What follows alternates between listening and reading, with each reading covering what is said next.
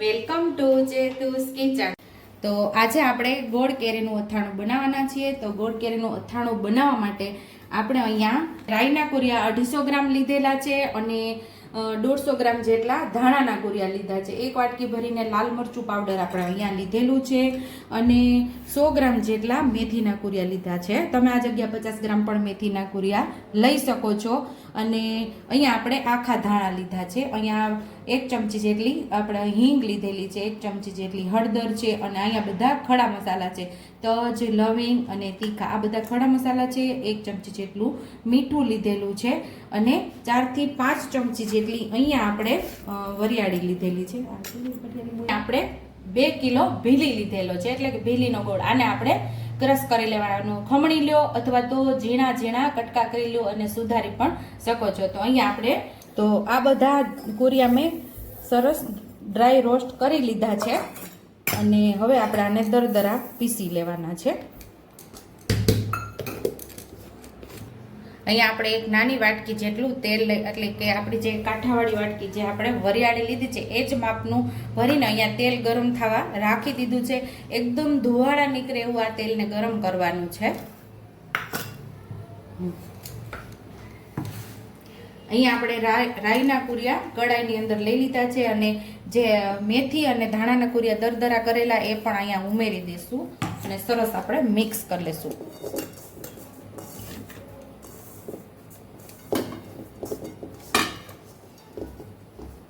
વચ્ચે આપણે ખાડો પાડશું, એમાં આપણે હિંગ ઉમેરી દઈશું।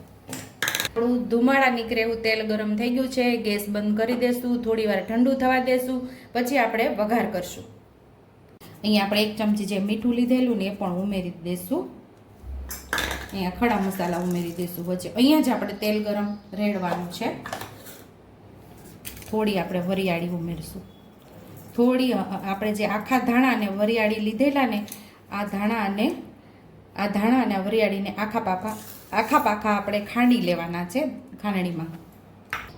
અહીંયા આપણે હવે થોડા કુરિયા ઉમેરી દઈશું। આપણું થોડું એટલે થોડા ધુવાળા બહાર નીકળી ગયા છે, થોડું ઠંડુ છે, બસ આટલું જ ગરમ હોય ત્યારે આપણે ઉપર આપણે મસાલામાં રેડવાનું છે, નહીંતર આપણો મસાલો બળી જશે। અત્યારે આપણા તેલ થોડું ઠંડુ થઈ ગયું છે તો મસાલામાં આપણે ઉપરથી ઉમેરી દઈશું।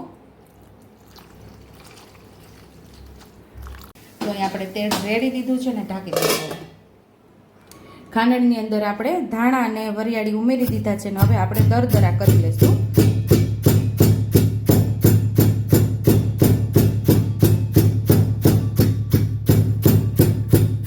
અહીંયા આપણે વઘાર કરી અને ઢાંકી દીધું હતું, હવે આપણે ખોલીને જોઈ લઈશું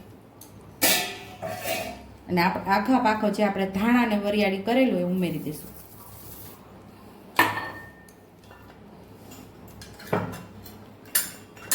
બધું આપણે સરસ મિક્સ કરી લઈશું।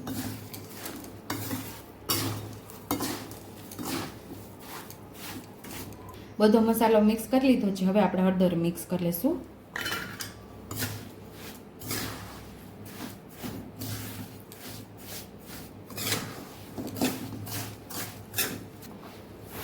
અહીંયા આપણે લાલ મરચું પાવડર પણ ઉમેરી દઈશું। જે પ્રમાણે તમારા ઘરની અંદર તીખાશ ખવાતી હોય એ પ્રમાણે લાલ મરચું પાવડર તમારે અહીંયા ઉમેરવાનું છે। આપણે જે 1 વાટકી ભરીને લાલ મરચું પાવડર લીધેલો એ આપણે બધું અહીંયા ઉમેરી દેવાનું છે। અને જ્યારે આપણે અથાણા બનાવીએ ને, જે આપણે તાજા મસાલા બનાવેલા હોય ને, જે આખા વર્ષના એ મસાલાનો જ આપણે ઉપયોગ કરવાનો છે। એનાથી આપણું ટેસ્ટી એવું અથાણું તૈયાર થશે અને કલર પણ બહુ મસ્ત એવો આપણો અથાણાનો આવશે।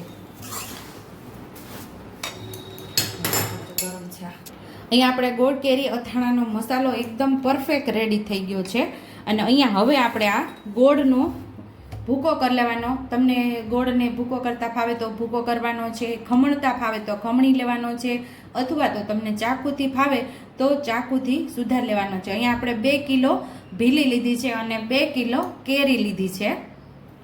તો અહીંયા આપણે કેરીમાં હળદર મીઠું ચડાવીને 15 થી 16 કલાક આપણે હળદર મીઠું ચડાવીને રાખેલું। કેરીની આપણે છાલ પણ ઉતારેલી છે અને આ કેરી છે એ રાજાપુરી કેરીનું આપણે અથાણું ગોળ કેરી બનાવીએ છીએ અને 2 કિલો કેરી છે એને આપણે હવે સુકાવા દેવાનું છે. જ્યારે આપણે આવી રીતે આમ દબાવીએ પાણી ન આવે ને ત્યારે જ આપણે મસાલા સાથે આ કેરીને મિક્સ કરવાની.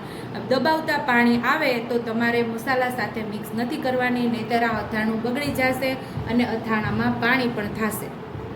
અહીંયા મસાલાનો આપણે વઘાર કરીને હેતો મસાલો હતો ત્યારે આપણે હળદર અને લાલ મરચું પાવડર આની અંદર આપણે ભેળવી દીધું છે. હવે એકદમ સાવ ઠંડુ થાય ને પછી જ આની અંદર ગોળનો ભૂકો કરી અને આ મસાલા સાથે ઉમેરી દેવાનો છે આપણે, અને મસાલો અને ગોળને મિક્સ કરી લેવાનો છે. ત્યાં સુધી આપણી કેરી પણ સુકાઈ જશે. અહીંયા આપણો મસાલો ઠરી ગયો છે અને અહીંયા આપણે ગોળ પણ ખમણી લીધો છે. હવે આ ગોળ છે એને આપણે મસાલા સાથે મિક્સ કરી દેશું. એક મોટું વાસણ આપણે અહીંયા લઈ લીધું છે. આ મસાલો અને આ ગોળ છે એ બંને આપણે આમાં મિક્સ કરી લેશું.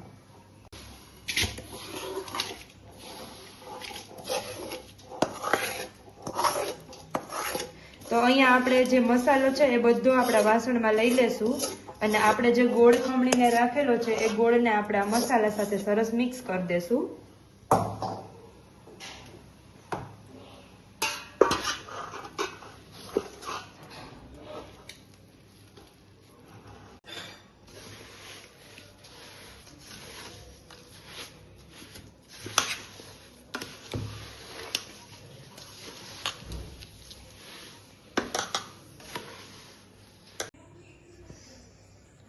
તો અહીંયા આપણે મસાલા સાથે ગોળને સરસ મિક્સ કરી દીધો છે.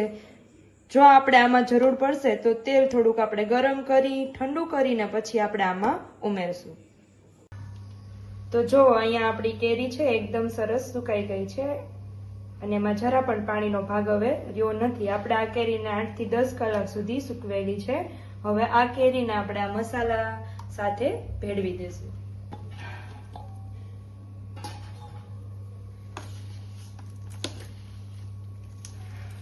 આપણો મસાલો છે એ કેરી સાથે એકદમ મિક્સ થઈ જાય એવી રીતે આપણે સરસ એને હલાવી લેશું.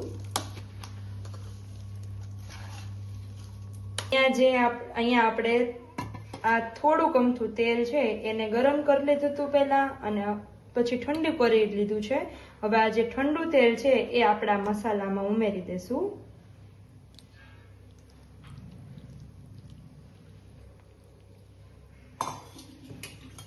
અને સરસ આપણે બધું મિક્સ કરી લેશું.